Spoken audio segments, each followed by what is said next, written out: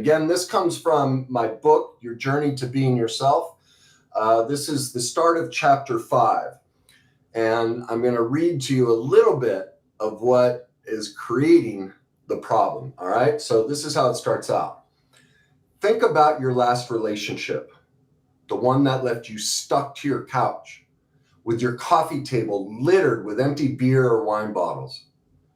Remember how you chastised yourself for ignoring your fears that pointed to the obvious signs that this person would eventually betray you. As you sat there, feeling ashamed, grasping for yet another Kleenex to absorb the streaming tears with self-contempt and scorn, you uttered, "I knew it. I knew they would do this to me." You can no longer deny the obvious. You're completely present to this pattern within yourself, where you ignore the obvious signs and your repeated self-sabotage in neglecting your internal truth. You feel embarrassed and stupid. Yet you also feel a sense of power and hope because you know you always saw through their deception. If only you could listen to yourself next time. Now, if you can't draw on a relationship memory, think of your favorite hobby. Maybe it's golf. Picture yourself on the driving range, golf clubs and empty baskets scattered about. Your fingers are calloused. Your shirt soaked through as the salt of the sweat burns your eyes. You rake another ball and begin your setup. Your anxiety starts to rise as your body creates an image of that one spot in your swing where there's a hitch. You know it's coming, but you're determined to stop it this time. As you take the club back, the fear escalates, the emotions stiffen you, and instead of starting your downswing with your legs, you come over the top with your right arm. It takes command, and you watch helplessly as the ball sails to the right once again. Redirecting your shame, you slam the club down in frustration and mutter, "I'm such an idiot. Why can't I get this?" Taking a seat on the nearby bench, you lean forward, examining your hands as the sweat from your brow drips past them. You're fully aware of your bad habit, the fear of its recurrence, and the self-loathing you'll feel when it happens again. But even though you're certain of these outcomes, you're just as certain you can overcome them. You stand back up, grab your 8-iron, and drag another ball into place. Regardless of the life circumstance, whether it's a relationship, a hobby, a friendship, or a career, have you noticed this pattern is always the same? Step 1, a fear you want to avoid repeats itself. Step 2, once repeated, self-recrimination and shame follows. Step 3, then comes the awareness that both fear and shame will be experienced. 4, the certainty of outcome and the recognition of the part you play creates a sense of power. 5, the combination of the self-inflicted certainty and power sparks hope that you can change the outcome. 6, that hope empowers you to try again. 7, the self-victimizing cycle repeats itself until you own the part you play, do the healing work required, and learn a new way. Welcome to the worst day cycle. Does that resonate? Isn't that everything we do? The same pattern over and over and over. That's because we're stuck reliving the unhealed emotions and trauma from our childhood, and it permeates everything we do. We can't avoid it. The only way you can stop this cycle is to learn emotional authenticity. Now, there's a bit of a problem in being able to do that. part of the way your brain works, it works to sabotage you. And so I'm going to read a little bit from that section.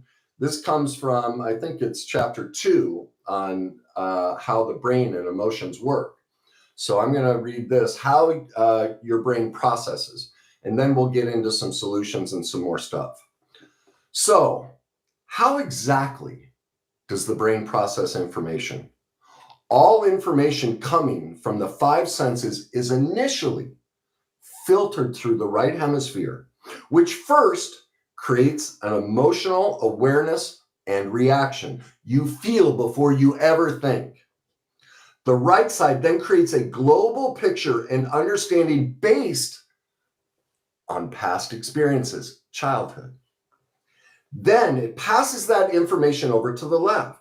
There it's trimmed down, categorized, and labeled and simplified before it's supposed to be passed back to the right. A final emotional sifting completes the fullest, most complete, and accurate assessment for our best use and highest intellect. The last biological step of reconnecting with the right side, our emotions, is what's missing in our personal and societal constructs. And it happens often. Our tendency to finalize conclusions with left-sided thinking, rooted in analysis and detailed computations, leaves rigid outcomes of self-deception and denial, which lacks the fuller, more inclusive, emotional neutralizer we need to achieve a balanced, more successful conclusion, judgment, or decision. According to Ian McGilchrist, the author of The Master and His Emissary, I'm going to take a break from the manuscript here. He did a neuroscientific analysis of the last 20 years of all neuroscientific research to a macro analysis of all the conclusions of how the brain works. All right. This is a quote from his book. Quote, although the left hemisphere does not see and cannot understand what the right hemisphere understands, it is expert at pretending that it does, at finding quite plausible but bogus explanations for the evidence that does not fit its versions of events. McGilchrist's work reveals that the left side is built to operate as a denial-based, self-rejecting monster and is less reliable than the right in matters of attention, perception, judgment, emotional understanding, and indeed, intelligence, as it is conventionally understood. Even when the left side is exposed to truth and evidence or facts regarding its faulty processing, it will produce reasoning and actions that are even more false, destructive, and completely wrong. But it doesn't stop there. In fact, when the left side is exposed to the truth of its faulty processing, it doubles down and sees the evidence of its falseness as fuel to keep pursuing its destructive line of thinking. To make matters even more dire, since the left is built to deny truth and accountability, placing responsibility for its own wrongdoing on others is its second nature. The left side's goal is to remain steadfast in its need to be right. It may even go as far as flipping the script and casting itself as the victim of the situation, much like a narcissist. As McGilchrist puts it, the left hemisphere is not keen on taking responsibility. If the defect might reflect on the self, it does not like to accept it. But if something or someone can be made to take responsibility, if it's a victim of someone else's wrongdoing, it is prepared to do so. That's at the heart of what we are all stuck in. I'm going to read one more quote from him. The master, which is the right hemisphere, realizes the need for an emissary, the left hemisphere, to do certain work on his behalf, which he, the master, must not involve himself with, and then expects the left side to report back to him. That is why he appoints the emissary in the first place. The emissary, however, knowing less than the master, thinks he knows everything and considers himself the real master, thus failing to carry out his duty to report back. That's at the heart of why we can't control our emotions. We have a society and a science community that keeps pushing intellect, left hemisphere logic. Well, all the neuroscience shows that's not the best way for your brain to work. Your brain, everything we process always comes in emotionally. We have an emotional reaction. You can't control your emotions because we haven't taught emotional authenticity and emotional intelligence. As I said in my live the other day, is like building the outer edges of a puzzle. That's all. All you get is the border. You need emotional authenticity, which gives you the plan and process to build the interior of the puzzle. That's the full, complete picture that both hemispheres need. And that's what my program, my book, and everything I've designed teaches you how to do. It completes the picture. It completes the process between both hemispheres so that you can create not only the best emotional response, but the best intellectual response. Here's what you have to pay attention to. This is how the left hemisphere works. Because almost all information in personal development is that you have to think your way out of a problem. You know what your left hemisphere is going to do right now? It's going to go into denial. Because remember what the left hemisphere does. Even proof of its faulty processing, it'll double down and keep going in its falseness and then flip the script and make itself the victim. So this is what this book is going to show you repeatedly, is how we all do that. How everyone on the planet is stuck in this self-deception denial loop because we lack emotional authenticity, but mostly how to turn it around.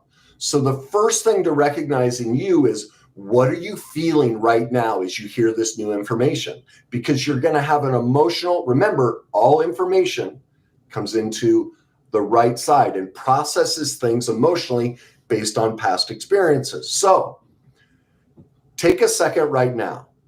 If you're feeling a little uncertain about this new information, ask yourself a couple of questions. What am I feeling? If you don't know, I have a free feelings wheel on my website. Just go to the resources tab and you can download a free feelings wheel. And this is part of the emotional authenticity process. Is you learn to create what's called granularity and specificity to your emotions, because we're so underdeveloped emotionally, most of us don't really know what we're feeling. So the first step is, okay, scared, unsure, confused, uncertain, all right? Those are possible emotions. Then ask yourself, where in your body do you feel it? Because all emotional reactions are stored in the body. Now ask yourself, what's my first memory of having this thought and feeling? Most people are going to remember a situation somewhere in the last week or two, maybe boss or somebody said you were wrong. Okay, what's the next one before that? And then before that, and then before that. And eventually you're going to arrive at a memory between 2 and 10 years old of your parents standing over you, telling you that you didn't know the right answer. Boom. You're here present with me. You're 25, 35, 55, 65 years old. But in this moment, that feeling proves you are not conscious. You are reliving your childhood. You are detached from your authentic self. That's what this book shows you, is how we all are. And this is how it works. So you're reliving the past because all emotions are not pre-programmed. We're not born with them. They are learned, what are called simulations, concepts, and definitions. You're going to learn all about that in here. And so you're having an emotional reaction based on your childhood. That also, as you laid out all those experiences, there's your worst day cycle. You're just repeating it. Remember the first part of what I read in the book? There it is. You've been doing that same 7-step process over and over and over. It's become a stored in neural pathway. I use this analogy in my first book, Your Journey to Success. Have you ever gone sledding? Just think, if you haven't, think of, it's January or December 31st. It's probably snowing most places. Imagine 3 feet of powder had just fallen and you have this great hill next to your house and you and your friends are going to go sledding. So what do? You walk up that hill. You get to the top, you go sliding down. You do that a few times and all of a sudden the snow has been compressed, right? So now you're in this channel. Well, you can't steer out of that. That's all of us. I just proved it to you. You're repeating from childhood. You're stuck in the worst day cycle loop, repeating this exact same process through. This is what the human species does, okay? Because our brain doesn't know right from wrong. All it cares about is, do I know this experience or not? If it doesn't, it avoids it. If it knows it, even if it's bad, it will repeat it. That's the worst day cycle. That's the emotional chemical addiction we all get stuck in because of our underdeveloped brain, the lack of science and society to teach us that we need to grow emotionally to break out of that. So the only solution is to learn emotional authenticity. So you can, and what emotional authenticity teaches you is, what were the steps I took all the way up that hill? This is my pattern. This is my neural pathway pattern of how I repeat the pain and re-victimize myself by repeating these destructive choices and go down that hill. So you become aware. It's a massive awareness process of how you're caught in this loop. Now, once you're aware of it, then my classes and books and everything I teaches you how to take new steps up the hill. Because think of it, 3 feet of powder, you just step in the old spots, right? Because it's easier.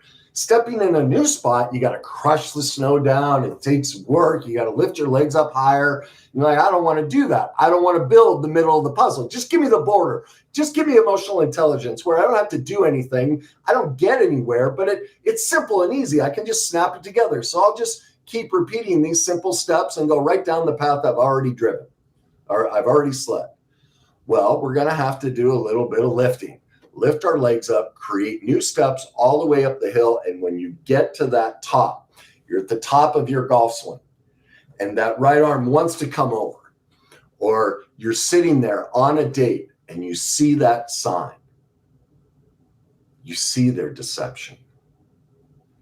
You see that there's a problem with this person. And with emotional authenticity, taking new steps, now you're at crunch time. Am I going to repeat the pattern and sled down this exact same path I've always chosen? Am I going to come over top? Am I going to agree to a second date? No. I'm done with the pain. I'm done hurting myself. I'm done with the destructive mental and emotional mess.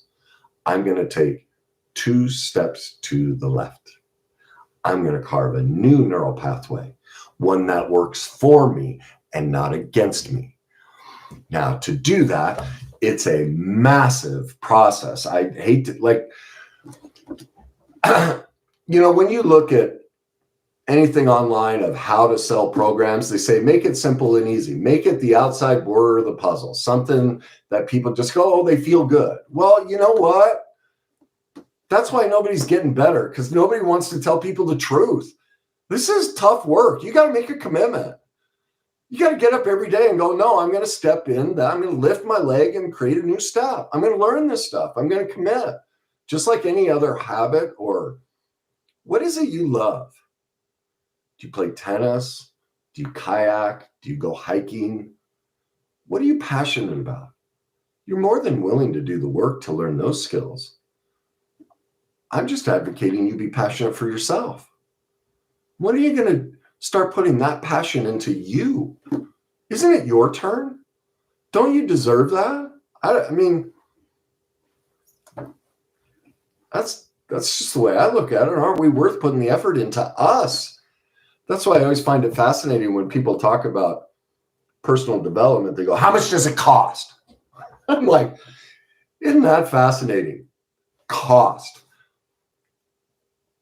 Reclaiming my authenticity, reclaiming my life is a cost. No one ever says, how much is the investment? How much do I, in other words, how much do I matter? How much is it going to cost me to let go of my destructive loop? God, it's just going to cost me so much to take new steps. That just breaks my heart.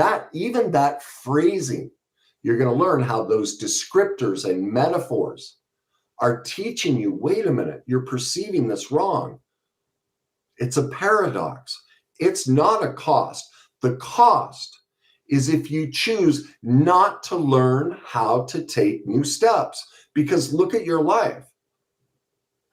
How much does it cost you to not do the work?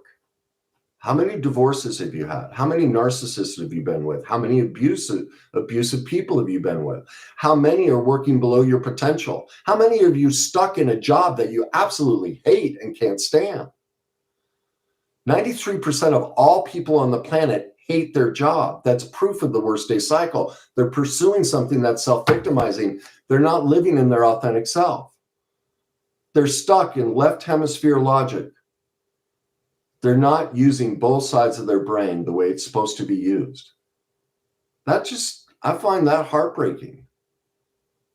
So the question that I had, and I was in this place too, because, I started recovery when I was 21, but I didn't get serious until my first divorce when I was 37, 38.